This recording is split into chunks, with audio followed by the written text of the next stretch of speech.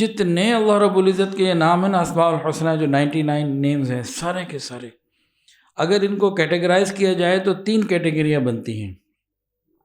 ایک رحمت کی، دوسری ربوبیت پالنے والا پرورش کرنے والا، اور تیسری قدرت کی۔ بس یہ 3 بنتی ہیں۔ عذاب والا کوئی نام نہیں ہے۔ ہاں، اللہ رب العزت کا عذاب نافرمانوں پہ برحق ہے، قرآن مجید کی بے شمار آیات میں اس کا ذکر، تو وہ اپنی جگہ ہے، لیکن کوئی نام عذاب کے اوپر صراحتاً دلالت نہیں کرتا۔ القہار کا مطلب کیا ہے؟ سب کو اپنے قابو میں رکھنے والا، سب پر مکمل غلبے والا۔ اردو والا قہار اور ہے، اور عربی والا قہار اور ہے۔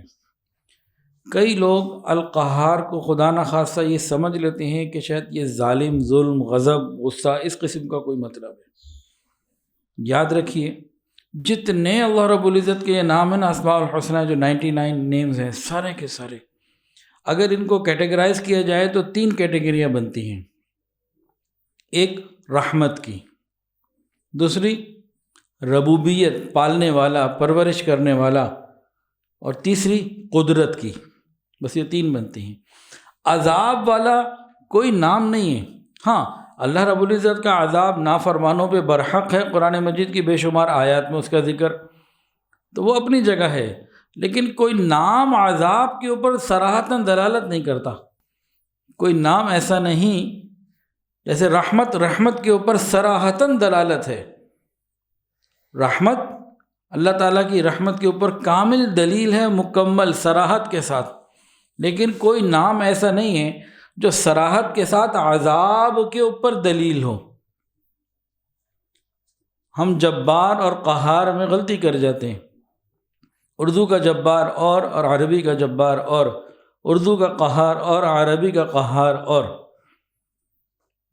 تو جب یہ بات ہمیں سمجھ میں آ جائے گی تو مسئلہ حل ہو جائے گا۔ تو القہار اس کا مطلب کیا ہے؟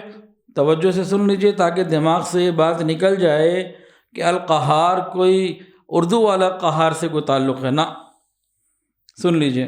پہلی بات، القہار جل جلالہ وہ ذات کہ دنیا کی ہر چیز اس کے غلبہ اور قدرت کے اندر موجود، یعنی ہر موجود چیز کے اوپر اسی کا تصرف ہے اور اسی کی قدرت ہے۔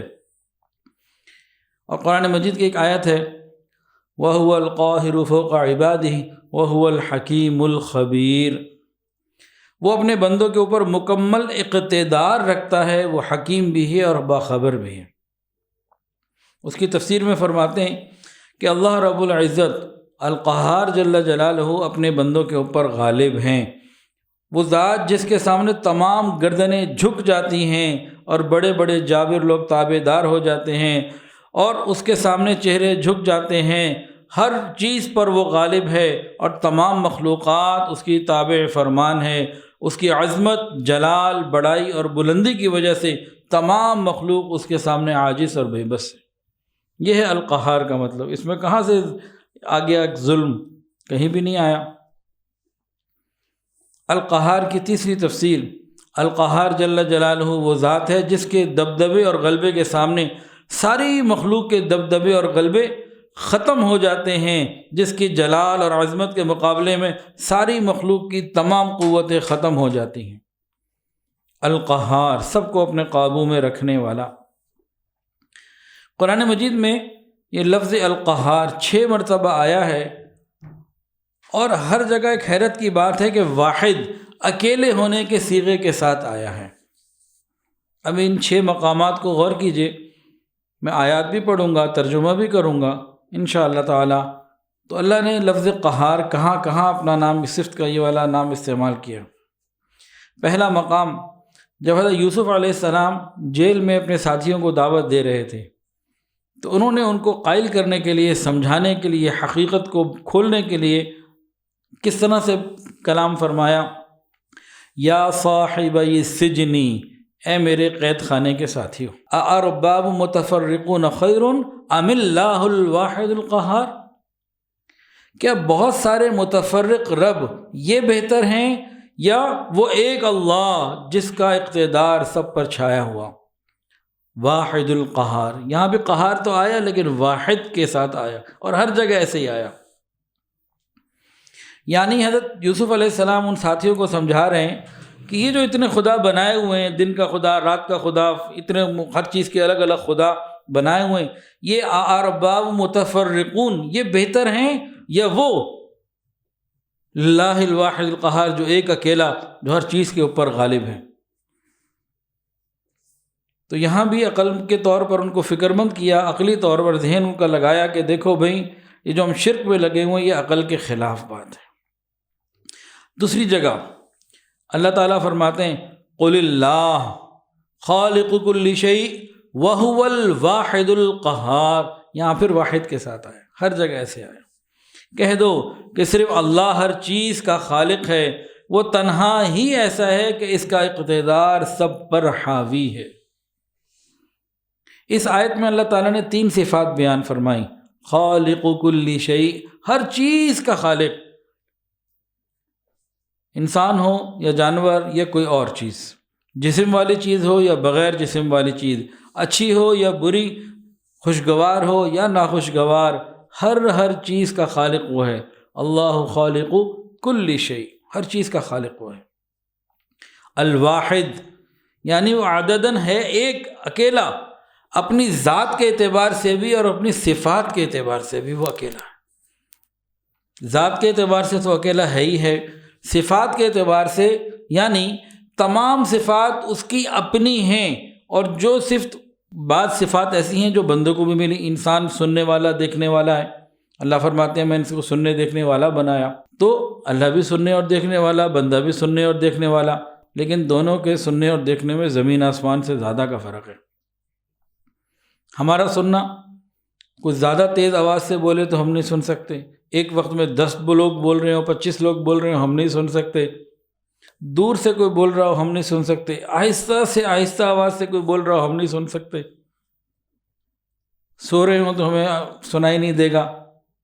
تو ہمارا سننا تو نامکمل ہے، اور اللہ رب العزت کا سننا کیسا ہے یہ بھی ایک مثال سے آپ کو بتاتے ہیں۔ حدیث کے اندر بیت و خود بتایا نبی کریم صلی اللہ علیہ وسلم نے۔ ہمارا دیکھنا کیسا ہے؟ سامنے کی چیز نظر آ رہی ہے، دیوار کے پیچھے نظر نہیں آ رہا، بہت دور کی چیز نظر نہیں آ رہی، قریب کی چیز نظر آ رہی ہے۔ پھر ہوا کے اندر یہ بیکٹیریا ہے، نظر نہیں آ رہے، یہاں دور کہیں چونٹی اگر چل رہی ہو، کوئی اگر ہو تو نظر نہیں آ رہی، آنکھ بند کر لو تو نظر نہیں آ رہا، نیند آ جائے سو جائیں تو نظر نہیں آ رہا۔ کہیں ایک میدان میں ہزاروں لاکھوں لوگ موجود ہوں، اب کس کی جیب میں کیا ہے، کون کہاں ہے، کس موشن میں ہے، کس حرکت میں ہے، نہیں نظر آتا اپنی آنکھ سے۔ اب اللہ رب العزت کا دیکھنا کتنا کامل اور سننا کتنا کامل، سنیے کیسا عظیم پروردگار ہے۔ رات ہو کالی، انتہائی کالی رات، بہت اندھیرا ہو، کالی رات میں کالی چٹان پر کالی چونٹی چل رہی ہو، رات بھی کالی، چٹان بھی کالی، چونٹی بھی کالی، مکمل اندھیرے میں کسی کالی چٹان پر کالی چونٹی چل رہی ہو، وہ کریم پروردگار اس کے چلنے کو ہی نہیں دیکھتا، وہ جو نشان چھوڑ کے جا رہی ہوتی ہے اس کو بھی دیکھ رہا ہوتا ہے، اور اگر وہ بولتی پکارتی ہے تو اس کو بھی سن رہا ہوتا ہے۔ تو اللہ رب العزت اپنی ذات میں تو واحد ہیں، صفات میں بھی واحد ہیں، کہ وہ تمام صفات اللہ کی ذاتی ہیں۔ انسان کو اگر کوئی چیز دی ہے تو وقتی اور عارضی ہے اور اپنی نہیں ہے، اس کی عطا ہے۔ ابھی میں کراچی میں تھا، ایک صاحب ملنے آئے، کچھ دن پہلے وہ لاہور بھی آئے تھے، 35-36 سال کا نوجوان، بالکل خوبصورت، اسمارٹ، صاف ستھرا، چہرے پہ داڑھی، چہرے پہ نور، ماشاءاللہ ہر اعتبار سے بہترین۔ کچھ عرصہ پہلے وہ موٹیویشنل اسپیکر تھے، اب 6-7 سال ہو گئے آواز بند ہو گئی، بولا نہیں جا رہا، سنتے ہیں، کھاتے ہیں، پیتے ہیں، ڈرائیونگ کرتے ہیں، سب کچھ کر رہے، قوت گویائی وہ واپس ہو گئی، کوئی آزمائش آ گئی۔ تو انسان کو اگر اللہ نے کچھ دی بھی ہے نعمت تو وقت ہی ہے، یہ واپس لے لی جاتی ہے۔ تو اس میں اللہ نے 3 صفات بیان فرمائیں. خالق کل شیء، ہر چیز کا خالق وہ، واحد وہ اکیلا تنہا، اور تیسری چیز قہار کہ ساری مخلوق پر غالب اور حاکم ہیں، کسی کا حکم اس کے اوپر نہیں چلتا. تیسری جگہ اللہ رب العزت نے جہاں قہار کا نام استعمال فرمایا قرآن مجید میں، یوم تبدل الارض غیر الارض والسماوات وبرزوا للہ الواحد القہار. اس دن جب یہ زمین ایک دوسری زمین سے بدل دی جائے گی، آسمان بھی بدل جائیں گے، اور سب کے سب اللہ واحد قہار کے سامنے پیش ہوں گے. یہ زمین آسمان جب بدل دیے جائیں گے کیا مطلب؟ ابھی تو زمین میں پہاڑ بھی ہیں، غار بھی ہیں، جھیلیں بھی ہیں، گہرائی بھی ہے، مختلف چیزیں ہیں. اس وقت پھر جو نئی زمین بنائی جائے گی بالکل سیدھی ہوگی، اس میں کوئی اونچ نیچ نہیں ہوگی، وہاں پہ لوگوں کو جمع کیا جائے گا. تو یہاں بتایا کہ سارا نظام اس کے قبضے میں ہے. چوتھا مقام، لو اراد اللہ ان یتخذ ولدا لاصطفى مما يخلق ما یشاء سبحانہ هو اللہ الواحد القہار. اگر اللہ یہ چاہتا کہ کسی کو اولاد بنائے تو وہ اپنی مخلوق میں سے جس کو چاہتا منتخب کر لیتا، لیکن وہ پاک ہے اس بات سے کہ اس کی کوئی اولاد ہو. وہ تو اللہ ہے، ایک زبردست اقتدار کا مالک ہے، واحد بھی ہے اور اقتدار والا بھی ہے. پانچواں مقام، قل انما انا منذر وما من الہ الا اللہ الواحد القہار. اے پیغمبر کہہ دیجئے میں تو خبردار کرنے والا ہوں، اور اس اللہ کے سوا کوئی عبادت کے لائق نہیں جو ایک ہے، سب پر غالب ہے. چھٹا مقام سورہ مومن میں، لمن الملک اليوم للہ الواحد القہار. قیامت کا دن ہوگا، اللہ تعالیٰ پوچھیں گے کس کی بادشاہی آج؟ کوئی جواب نہیں دے گا، اللہ خود فرمائیں گے آج صرف اللہ کی ہے جو واحد اور قہار ہے، غالب ہے، اقتدار والا ہے. القہار جل جلالہ، سب پر غلبہ رکھنے والا. اس میں ہمارے سمجھنے کے لیے کیا ہے؟ ایک واقعہ سن لیجئے، اس کے بعد پھر جو ہمارے سمجھنے کی بات ہے اس پر آتے ہیں. اس واقعے سے بھی بات سمجھ میں آئے گی. جب انسان کو یہ یقین ہو جائے نا کہ اصل طاقت اور قوت اور غلبہ اسی کا ہے، اور اس کے اندر سے سارے خوف نکل جائیں مخلوق کے، وہ کوئی بھی ہو، مخلوق میں کوئی بادشاہ ہو یا فقیر، کوئی حکومت ہو یا کوئی بھی ہو، جب سب کے خوف نکل، کوئی جن بھوت اور دیو کے خوف بھی نکل جائیں، صرف ایک کا جب خوف ہوتا ہے نا، پھر انسان بہادر ہوتا ہے. اور اس نام کی برکت سے حضرت عمر فاروق رضی اللہ تعالیٰ عنہ کو اللہ نے پانی پہ ان کے حکم کو چلا دیا. وہ کیسے ہوا؟ بہت مشہور واقعہ، ہم سب نے سنا ہے، بار بار سنا ہے. مصر جب فتح ہوا تو حضرت عمر ابن عاص رضی اللہ تعالیٰ عنہ فاتح مصر تھے. وہاں جو مہینے چل رہے تھے اس میں سے ایک مہینے کا نام تھا بونا.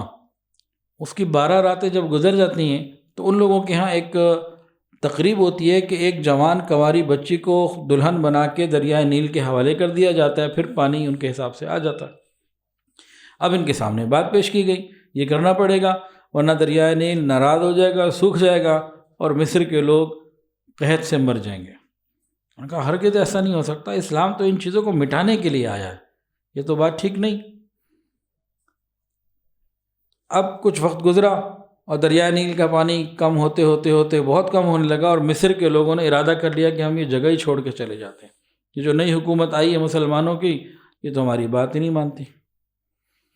حضرت عمر ابن عاص رضی اللہ تعالیٰ عنہ نے جب دیکھا کہ حالات سنجیدہ ہیں تو انہیں حضرت عمر فاروق رضی اللہ تعالیٰ عنہ کو امیر المومنین کو خط لکھا اور تفصیل بتائی.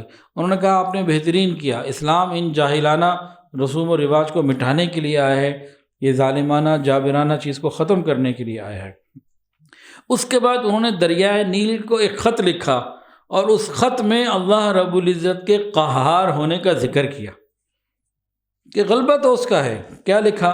فَإِن كُنْتَ تَجْرِي مِن قَبْلِكَ فَلَا تَجْرِ وَإِن كَانَ الْوَاحِدُ الْقَهَّارُ يُجْرِيكَ فَاسْأَلِ اللَّهَ الْوَاحِدَ الْقَهَّارَ أَن يُجْرِيَكَ.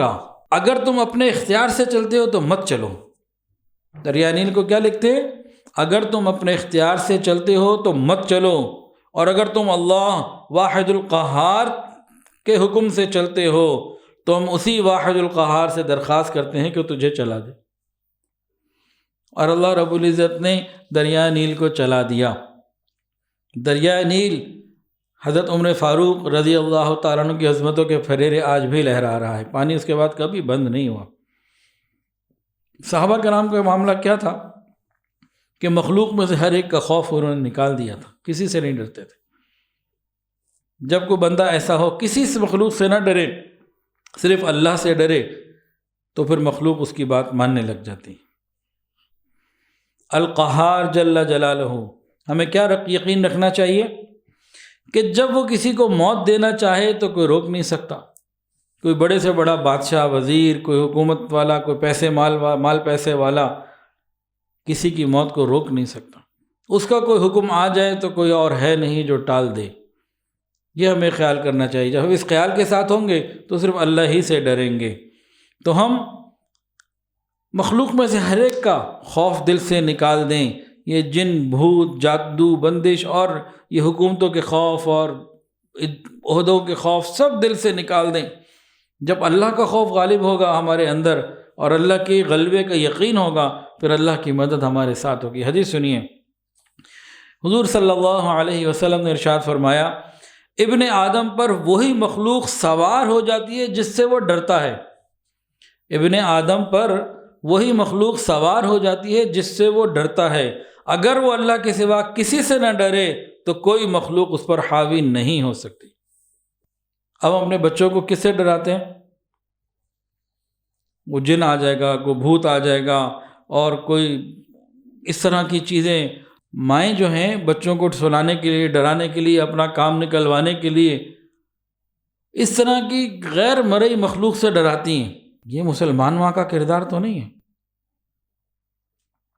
جب چھوٹی سی عمر میں مخلوقات کا ڈر اور خوف اس کے اندر بٹھا دیا، یہ تو بزدل اور کمزور بنے گا، یہ تو نڈر نہیں بنے گا۔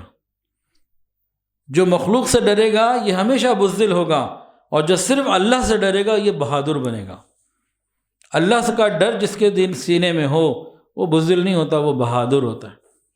مخلوق کا خوف اگر ہم نے بٹھا دیا، بچپن سے ماں باپ خود بٹھاتے ہیں اپنی اولاد کے بہت ساری چیزوں کا، یہ ماں باپ ظلم کرتے ہیں۔ خوف صرف ایک اللہ رب العزت کا۔ کبھی کوئی ٹارزن سے ڈرا رہا ہے، کبھی کسی دیو سے ڈرا رہا ہے، کبھی کسی چیز سے ڈرا رہا ہے۔ یہ سب چیزیں اسلامی تعلیمات کے خلاف ہیں، اور افسوس کی بات ماں باپ ہی بچپن میں بچوں کو یہ سب دکھا رہے ہوتے ہیں، سکھا رہے ہوتے ہیں۔ اللہ ہماری حفاظت فرمائے۔ ویڈیو کے نیچے سبسکرائب کے بٹن پر کلک کریں، بیل کے آئیکن پر کلک کیجئے تاکہ ہر نئی ویڈیو کی نوٹیفیکیشن آپ کو مل جائے۔